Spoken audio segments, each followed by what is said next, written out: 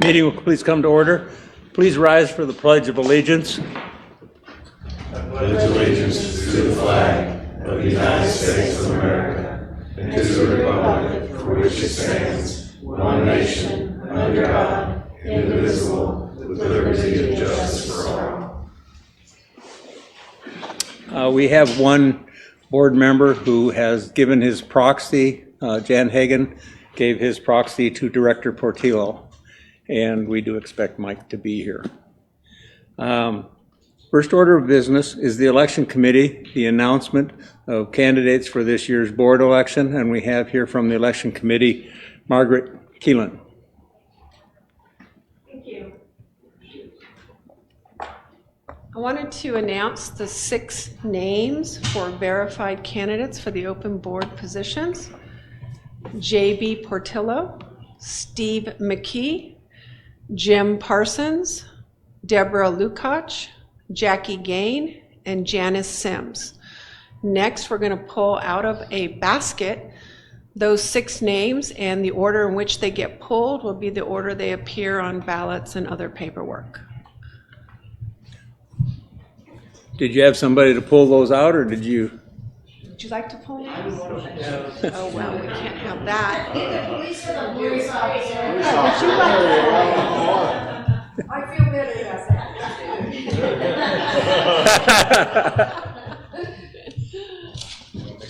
Mix them all up. All right, the first name pulled is Jan Sims, Janice Sims.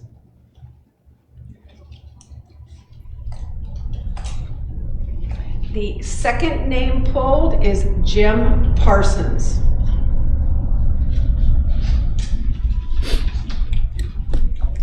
The third name pulled is J.B. Portillo.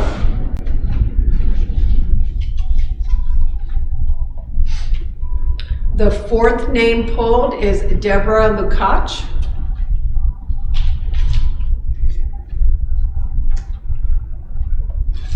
The fifth name pulled is Steve McKee.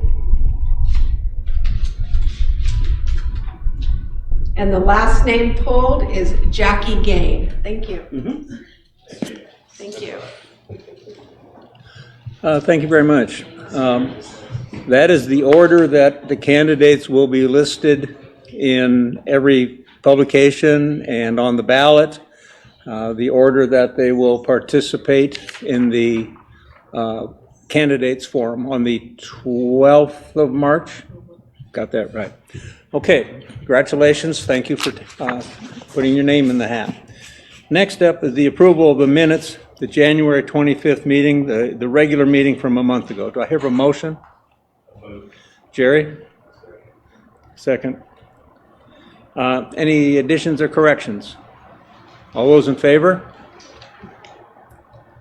9-0. Next up is last week's meeting, the work session, February 15th. I have a motion on that. Jackie? Jason? Anything on that one? I have a vote on that. All those in favor? 9-0. Next up, the Joint Advisory Committee reports. First up is Recreation. Deborah Lukacs. Good evening. Oh boy, I broke it. All right, there we go. The Recreation Committee meeting took place on Monday, February 12th. The first order of business was current business, which Tom gave everyone an update on the status of the range, which I think we're all familiar with. What I would like to add to that is right after that meeting, a member of our community grabbed that information and posted it on social media, as well as a link to the first presentation that he gave. And I think that the transparency of communication is having a very positive influence on our community and is a very good way of getting to them with the information. It's being well received. The little bit that I saw, community members came back and forth saying, thank you, appreciate it. So anyway, good communication from what little I saw. Under new business, we were looking to approve 10 third-party events. Third-party events are things that would take place outside of POA activities, if you will. Generally, they will be approved by the committee if they meet a couple of different conditions. First and most important, not impacting our membership's ability to use the amenity. Secondly, it's probably youth-oriented in some manner or charitable in some manner. All that were presented to us were approved quickly. The title of them were, from recreation, our swim team, the paddleboard camp, and the kids triathlon, which this is year 2. We had it last year. The following will take place at the gun range if feasible, so, okay, got it. They are the Cancer Challenge Trap Shoot Tournament, the Youth ATA event, the Amateur Trap Shooting Association, the Youth Hunter Education Challenge, the Bella Vista Police Department Weapons Qualification and Training, the Poultry Festival, and corporate shoots. All of those are scheduled when it's normally closed anyway, again, conditions permitting. Amenity highlights, as I always say, everything looked really good, and during this time of the year, most of the comments made had to do around things around maintenance and minor issues, right? It's just the time of the year and the weather and the activity levels. However, a lot of our members from our committee really had interactions with a lot of POA members this month. Excuse my lack of breath, I'm getting over a cold. And I wanted to read to you some of those comments because I just think it gives us another touch base of where our community is with what's going on with our amenities.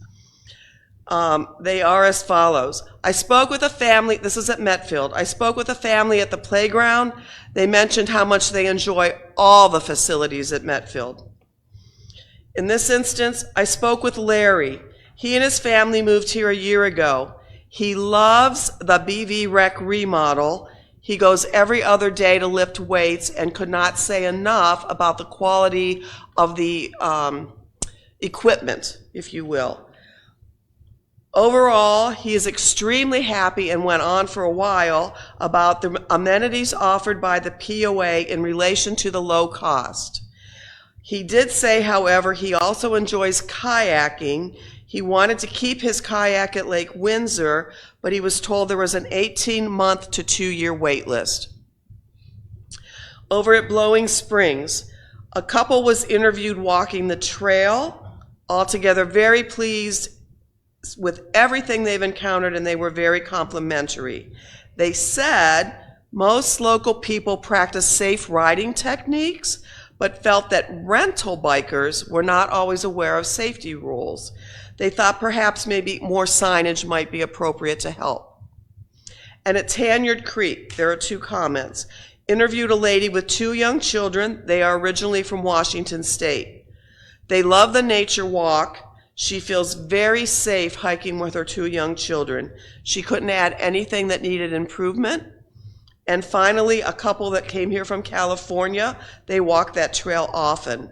The gentleman suggested adding a few directional signs with QR codes that may link with maps with other areas or where I am on the trail at this point. And then finally, our POA staff reports. Jessica really had the most to discuss. Her bullet points would be, the Spring Bazaar is April the 13th. The Rec Center has sold over 300 after-hour fobs. Forgive me, Paul, if I say your last name wrong. Someone in the room can help me. Paul Potch was inducted to the Arkansas Tennis Hall of Fame. It was in the newspaper. It's been everywhere if you haven't seen it, but that's something to be really proud of, a member of our community. The Easter egg hunt will be March 30th, and finally, the marina opens April the 2nd. Questions, comments, concerns?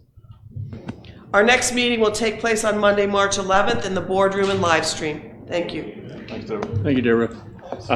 Paul Pausch won't mind if you, however you say his name. He's a really good guy. Next up is the Lakes Committee. Tom? So quick update on the rec. We're now at 400 fobs have been sold for the after hours. So a lot of usage after hours, which is outstanding. Lake summary, the January minutes were approved. Similar to the rec committee, we had 2 events for kids that required approval. The first one is the kayak demo day at Lake Ann, and the kids fishing derby, which will take place at Metfield as it normally does. I went over the legal language regarding the e-foils, so the Lakes Committee were 100% up to speed on that. They all agreed with how we put it together. The Lake Windsor drawdown has been delayed until March 1st. Due to delays, mainly because of the weather in January. It caused some construction delays. And Rick is very confident that the lake will come up in a timely manner. That's one of the few lakes that we can feel very comfortable it comes up quickly. And then Rick provided an update regarding the fourth fish habitat, which is going in.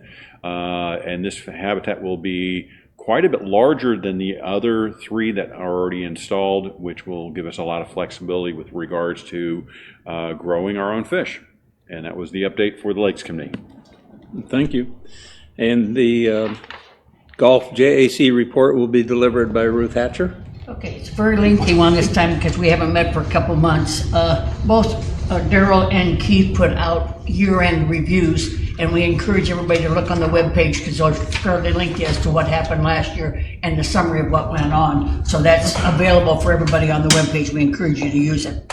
The Futures Cup is a tournament held by 72 guys who have fun doing it, but use the money they make to give back. And Dave Armstrong presented a check for $6,000 this year to Daryl Muldoon, and to go on the Operations 36 all levels of golfers junior camp, hosting the junior event tournaments, and helping with grab at school uniforms and golf balls. So it's give back, and it's really very kind of them, and they have a good time doing it. Keith's maintenance report: the tree removal, 3 sycamores on number 9 Highlands, on Scottsdale was removed, cutting down other dead trees while courses are closed. Markers, poles, all items are spruced up and put back out around March 1st. Aerification on bent grass courses will be moved up to the end of March, and Scottsdale aerification will be in June. Collars are looking good from Winter Kill, which is good to hear. 340 project. Tunnel was cut last week, and hopefully the concrete was done this week. So things are looking up. They may open up again. The Bella Vista course, all golf courses on Bella Vista, won the Arkansas Turfgrass Association 2023 Golf Course of the Year, which is almost unheard of because it's usually one course and usually very exclusive courses that get it. But this year it was awarded to all 5, or actually 7 courses, but 5 superintendents, and everyone is very deserving, and it was a very good honor for all of them. We congratulate them. Golf operations with Daryl. Ryan Summers was awarded top 50 instructors for Operation 36 program at the country at the PGA show. And expectations for 2024, continue growing the golf and its programs. The biggest challenge will be Tanya Creek being closed during the remodel, and they're working around that, as we're going to talk about shortly. Highlands Driving Range club fitting and teaching will be the back range. Back tees located at 16 tee box are for pros only, so they can go on and continue with their teaching, etc. Daryl has the mobile simulator set up, scheduled with Hannah at Highlands if you'd like to use it. Golf Expo will be the 12th of March at the Rec Center from 4 to 6, and Golf Expo is promoted the 104 golf groups we have in the summer, and that's a pretty fascinating number. The rounds report is the following. 2023 rounds ended 203,243, up 32,386 over last year. So that's a real kudos to the whole entire golf department and everybody that works in it, and actually the people who play. Golf buckets ended 80,022, up 16,076 over last year. I don't understand that, but that's okay. The pro shop sales ended the year of 115% to budget, and a great job by Leslie Terry and her team for bringing in great products for the community. Alex was not there, so Daryl filled in for him. He presented the 2024 tournament list, and he said the tournament sign-up will be posted 6 weeks out of the golf update. So read the schedule, and 6 weeks ahead of time you can sign up and get ready to go. It's challenging each of his golf professionals to be creative with golf tournaments this year, and so it's up to the golf professionals at the courses, not just Alex. General management, Tom said they have hired professional consulting service for the executive search for Keith Eames' replacement. 6 interviews have been narrowed down to 2 candidates at this time. New business. I asked the committee to attend the March 12th Golf Expo and help with setting up, greeting people, and being more visible. And in return, we traded that for the March meeting, which was the next day. So they will have Golf Expo instead of the golf meeting. So we will not meet again until April 10th. And people have asked why we've taken off a couple of months. It's winter months for golf. And so they're not as busy as they have been. And I'm not one that likes to meet for the sake of meeting. And so we've kind of put things together and used them where we can. So other than that, we're ready to go for spring. Questions, comments? 200,000 rounds and they still got the award. That's pretty. 200,000 rounds. And you're talking, 7 different courses and 5 different superintendents along with Keith. That's pretty amazing in and of itself. So, yep. Kudos. Thanks, Ruth. You bet. And just a quick update on the search for Keith's replacement. We've brought in the 2 candidates for second interviews. Those will be done by the end of this week. At this point, it appears that we are going to be in the admirable position of having to make a very tough decision with 2 highly qualified candidates. So we'll have some sort of information for the board and the community in the coming weeks, but very pleased that we hired the consulting firm to bring in really good quality candidates, and so really pleased about that. I'm gonna. Could you hit that button for me, please? I wanted to say something. Oh, you want to say it? No. That one. Did you want to say it now? Yes, I had one comment. There's several mentions in Ruth's report of Operation 36.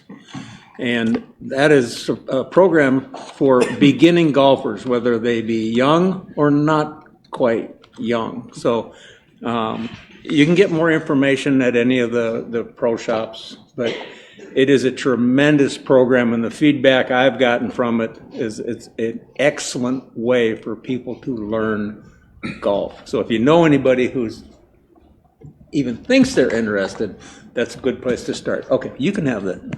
Maybe you could take some lessons from. Never mind. Going on. That's the feedback you got. That's the feedback you got. All right, I'm going to do the financial report. Beth had to go to the dentist, and so between gauze and Novocaine, she asked me to take over for her. So these are the financials for January. They're already available on our website. And you can see that the consolidated, we were short of a budget and short of prior year. That's 100% weather. It's January. We had too many too many snow days, and it impacted us. But you'll see that the EBITDA was actually better than budget. The main reason for that is timing. We're going to go over that in just a moment. Keep in mind, this is January. It's a very small revenue month compared to the rest of the year. You can miss a little bit in January, but then you can easily make it up for in May, June, and so forth. So you see that revenue, lot sales, Doug and his team did better than budget by $27,000. Assessments better by 13, investments 9. Golf fees were worse by 55 with all the days closed with snow on the ground.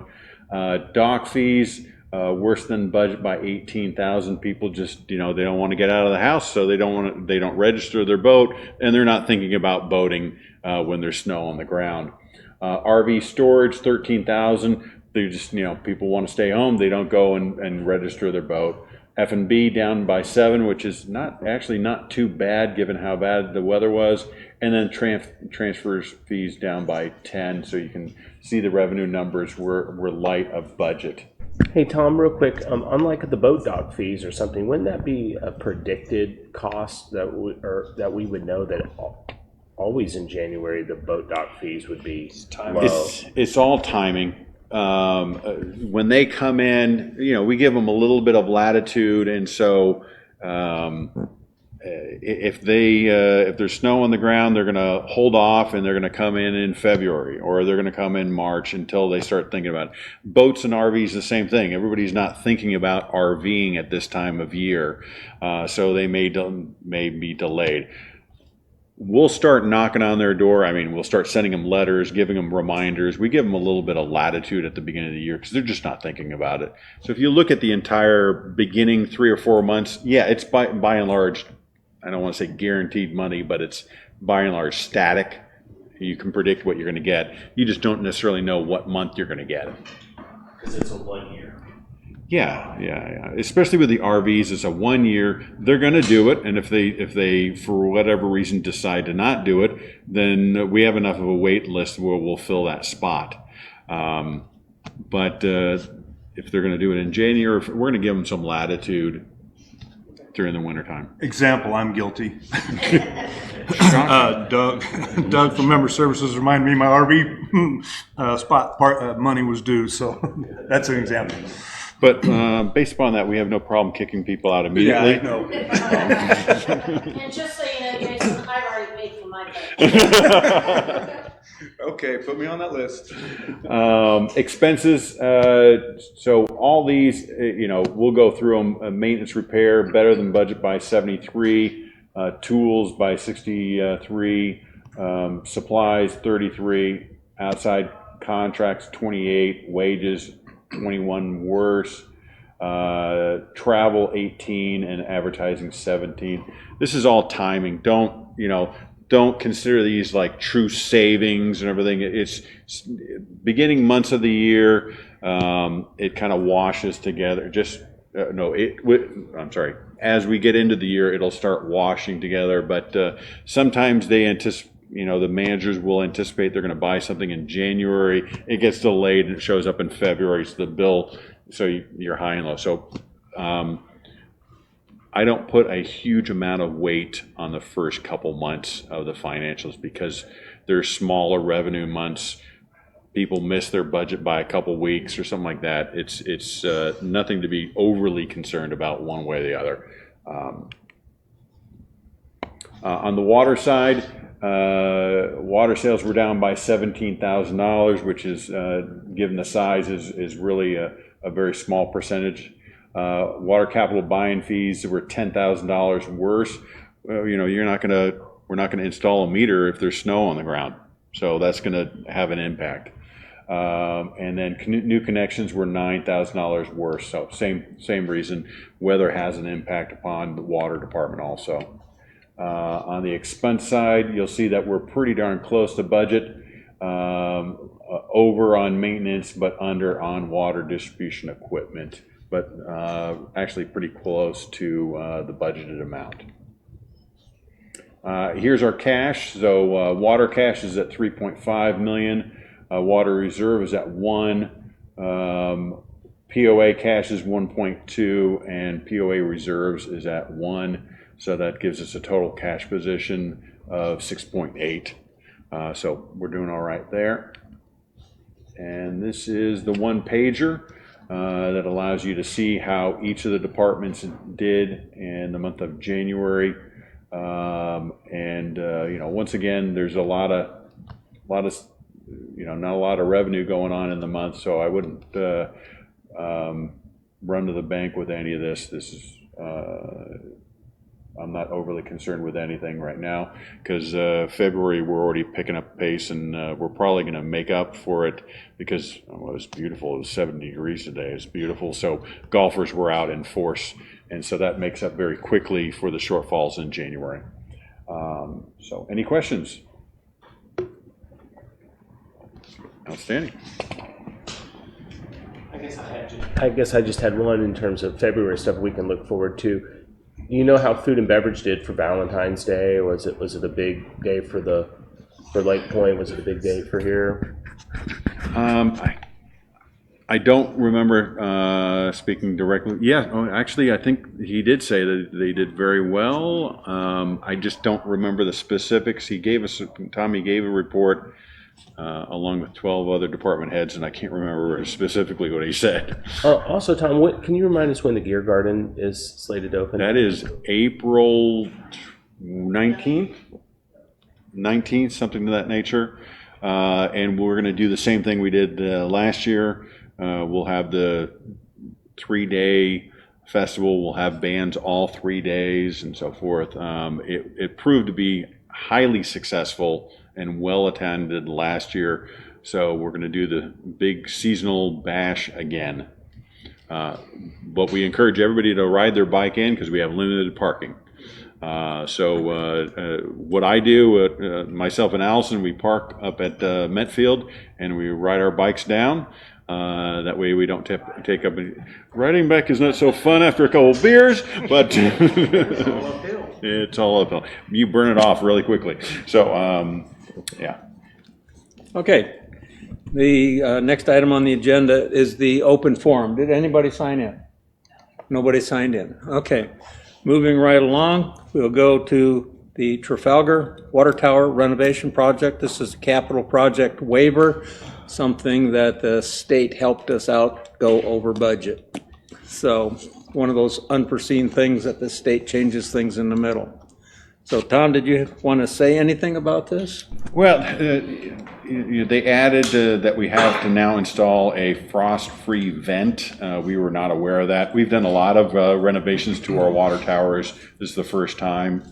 That's what they're requiring now. So we installed that. That cost us to be over by $10,000. And then just the ongoing issue of from the time that we get the estimate on the project to the time that we sign the contract was an 8-month period. And we try and bake in, impact for inflation, but this one caught us. So at the end of the day, the project came in at $283,000 compared to $250,000.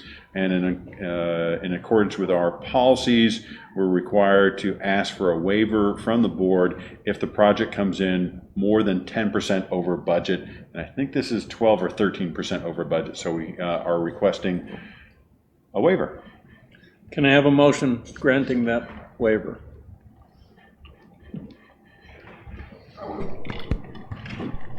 I make a motion granting a waiver for the Trafalgar Tower renovation project, which costs $283,095.04 instead of the budgeted amount of $250,000. Thank you. Second. Moved and seconded. Was there any further discussion on this? Hearing none, I'll ask for the vote. All those in favor of the waiver? 9-0.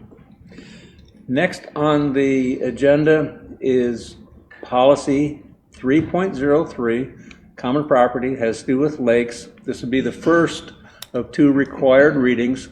The reason for the change on this policy is because of the new regulations concerning e-foils, paddleboards, kayaks, whatnot, which is our next item on the agenda. So 303 would need a first and second reading. First reading and motion, please. Make a motion approving the change to the 2024 fishing, boating, and watercraft. He's on 3.03. Oh, sorry. Here, go with this. It's backwards on. Yeah. Yeah. There we go. Oh, okay. Yeah, there we go. Make a motion approving the changes to policy 3.03, common property lakes. This is the first reading of 2 required readings. Thank you, Jason. Second, JB. I know we've talked about this for a couple times, couple open meetings, rules and regulations. Is there anything other comments that need to be made before we vote? Oh, there it is. Okay, all those in favor of the change, first reading? 9-0. Thank you. Let me jump in. And for viewers at home, if you're just watching this meeting, you have not watched the Rules and Regs Committee meeting, and if you have not watched the work session, we encourage you to watch those. We're specifically at the Rules and Regulations Committee meeting. They discussed this policy and the other policies in great length. So if you're just watching this meeting only and you're wondering why the board kind of went through this vote very quickly, well, there was a lot of work that was done beforehand, and so I don't want anybody at home to think that the board shortchanged the discussion. It's been fully vetted already. And this issue dates back to last summer. So it's been in the works for quite some time. It's not something that's been rushed through quickly. But we need to get it done before the voting season. Maybe when we get this done, people will rush over to member services and register their votes. Jason. I don't have a vote. I have an RV. Okay, Jason, would you like to make another motion? I would love to. I make a motion approving changes to the 2024 fishing, boating, and watercraft regulations. This is the first of one required reading. Thank you, Jason. Second by Jerry. Okay, this is another one. It's been talked about quite a bit. This is the one that says what you can put on our lakes and what you can't. So we get this approved, get it printed, and get it out to the people who have registered their boats. Then they'll be able to go register because they'll know what the rules are. And I'm sure there will be a rush at member services. Okay, is there any other comments on this one? This is a regulation, just takes one reading. I Jackie? have a comment that this, obviously based on attendance input, was a very viable and interested topic, and we want to make sure we captured everything properly, and I just commend the Rules and Regulations Committee for the detail that y'all did doing this in the time frame that we did it, because it reads very well and very clear. Appreciate that. Yeah, I know legal spent quite a bit of time on this to get the wording right, hopefully. Okay, I'll tune in on that too, Jackie. Oh, Mike? No, I was just going to say that this is a great example of how the POA has to evolve as technology evolves, and although our declarative rights and everything are back 60 years ago, there's many elements that we continue to have to evolve year after year, decade after decade. And so this is a great example of technology coming in and making us change some. So it's a good example going forward as we look to continue to evolve. True. Okay, all those in favor? The regulations are passed. Okay, next up is concerns declaration and protective covenants summary. As Mike said, 50-some years ago, things were stated a little differently, and if you've ever tried to read the declaration and protective covenants, you may be a little confused at some of the wording. What we're going to vote on here is notes. Is that correct? Additions to try to put in common language so that a person who is not an attorney can understand what in the world are they saying. So You'll notice in the suggested motion, the key word there is summary. This is a summary. It is not changing the declaration. That is a very high threshold to change the declaration. It takes a vote of the entire membership. You can, and near impossible to do. This is simply a summary to make it easier to read. As David indicated, the declaration was written in 1965 for attorneys, by attorneys, not easy to read. We're hopefully making it easier to read and understand. and I've read the notes, as we all have, and they do help. So, okay, we would need a motion on that. Anybody want to make that motion? I make a motion approving the declaration and protective covenant summary. This is the first of 2 required readings. Thank you. Second. JB on the second on that. Additional comments?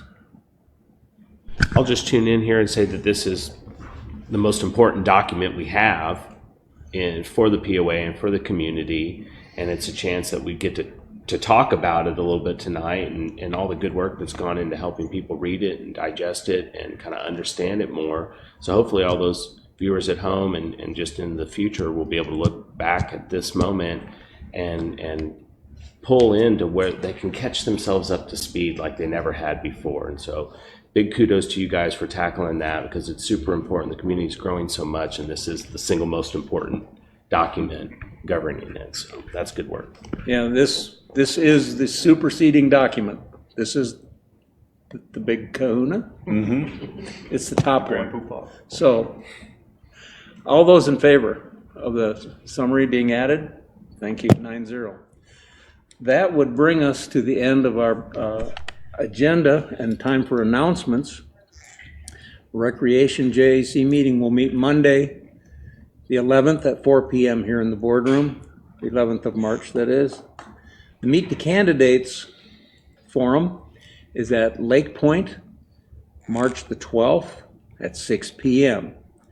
There is a community blood drive also on that day at Lake Point. You can sign up at redcrossblood.org and enter BVPOA. Let me jump right there. And Jessica talked me into, if we have 50 donations, I will jump into Loch Lomond Lake in March as celebration. Oh, March? How about next January? Why don't you just go ahead and do it now? And No. pay later. Okay. The Lakes JAC meeting Wednesday, the 13th of March at 2 p.m. here in the boardroom. And you said there was not a March golf. No, we're trading the golf meeting on the 13th. We'll have the 12th at Expo instead. We'll be at the Expo instead, At the Expo instead. on the So 12th. there you go. The next Board of Directors meeting is a GM meeting on Thursday, the 14th at 2:30 p.m. here in the boardroom. It's a closed meeting. The work session will follow on Thursday, the 21st at 9 a.m. here in the boardroom, followed by the regular monthly March meeting where we do the voting on the 28th here in the boardroom at 6 p.m. Were there any other items? In that case, we can be adjourned.